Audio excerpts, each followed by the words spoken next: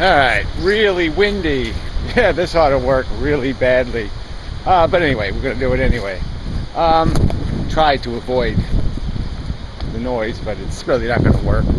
So anyway, welcome to another edition of What the Fuck? Happenings in the YouTube atheist community and debate fun. So anyway, last night was another semi-productive night. I mean, it moved right along. Mostly dominated by sub-DNA guy and nihilism. There's another guy who was in there and made some commentary on the subject, and then Piro later regurgitated the subject yeah, all over the floor, and we had to do it all over again. And then sub-DNA, as usual, got a little bit colored. He got colored. Yeah, he got colored. Some sort of colored beverage. Anyway, and became a snarky asshole. But anyway, it was all right. Generally speaking, mostly. So yeah, it was basically all this Nietzsche crap, and I was still making the argument. I'm totally unimpressed. These people will basically concede that Nietzsche was basically an asshole, and some of his critiques were just plainly ignorant, but they still see some overall value in the perspective he's offering, and I'm just like, well, what's valuable about it? It basically takes the chains of reason, elegance off of the human animal. He's just a glory whore of a kind, and the world just doesn't need people arguing for less empathy, less, less of a good fight, and just, people glorifying, just ignoring how broken everything is, and, finding your gratification within that broken mechanism. We need martyrs. We need people willing to sacrifice themselves for the greater good.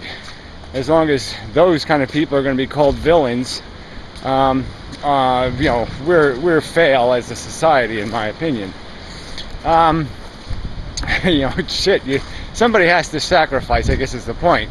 If you say that, the thing is degraded and it's, decomposed and it's aged, somebody's got to go out and paint it and fix it and do some work on it. Somebody's got to do something. And if everybody's saying it's somebody else's problem or passing it off to the future all the time, well, they'll fix it. Well, they'll fix it. Well, they'll fix it. It's just such bullshit. I mean, that's what's gotten us into this mess. Is a bunch of Nietzsche-like thinking, shiny city on a hill kind of crap, with no work. Let's have our shiny city, but let's not earn it. And that's all kind of bullshit.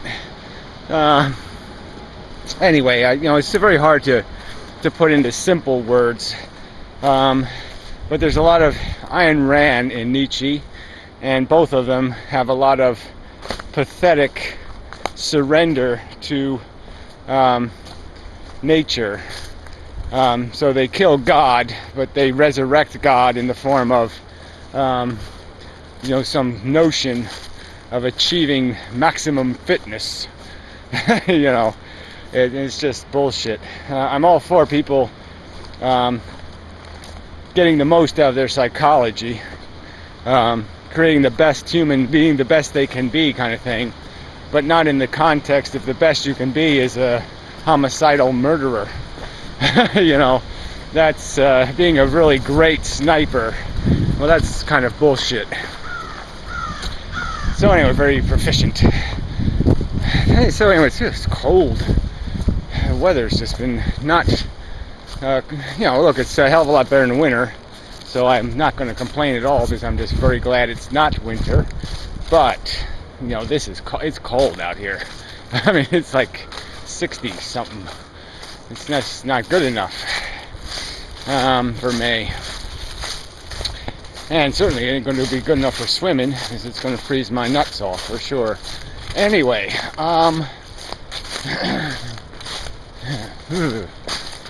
Unfortunately, I have to do a little work first, and that'll create the need for some relief. So anyway, happenings. Okay, so the big happening is the derived energy thing. It is a little bit, the weird circumstances. I really don't want to talk about it, because there is a lot of delicacy at this particular moment, okay, pre-trial. So there's a lot you can read into, Kirk's very eloquent statement. I guess I'd say to people, just realize that he did clearly say he spent the first 2 months in a cage. So take that in the context of the table tennis and the other nonsense of late. So whatever, I'm just saying there is probably more to this story, and we got to realize that he's communicating probably through sensors, and he's talking not just to me but to other people. And but I think the general message is, let's all be nice to each other and everything will be okay. And hopefully that's the way it'll turn out. He'll get a decent, fair, reasonable sentence, and we can be done with this hostility, kind of thing, or something like that. But anyway, I'm not gonna. So it's an open circumstance. Okay, for right now, it's just hold back. Say thank you, Indonesia. Indonesia, it does sound like a disease. Thank you for not torturing him, and hopefully you'll do the right thing. And we'll leave it at that for right now. So anyway, that done with. Other news. Yeah, there really isn't much. So you got two kind of little conversations going on. Gray text explaining evolution, which is hilarious, and Kantavad and Piro doing their Nietzsche beyond good and evil thing. And then Kantavad's doing it in this preposterous manner where, he is such a propagandist. And he wonders why people think he's evil. Yeah, but you don't play fair, buddy. That's why you're evil. You're a cheater. Because he can tell us what reality is. He can tell us what the truth is about truth. And make statements that he clearly states as if they are facts of reality. And then as soon as you contend those facts with another set of facts about reality, he'll just throw the "for you" at you and just say, yeah, that's just your opinion, and he won't deal with evidence. So there really is no way to have a conversation. He won't accept a single premise unless that premise is to his advantage, and so there's no real way to converse with him. All you can do is critique his cheat. So, and I sort of failed at that. Oh yeah, I'm supposed to be running. So anyway, maybe I'll get more, add more. Maybe I won't. See how what the wind does on the way home. Blah blah blah. How cold I am. Blah blah blah. Blah blah blah. So anyway, enough. Till later or not.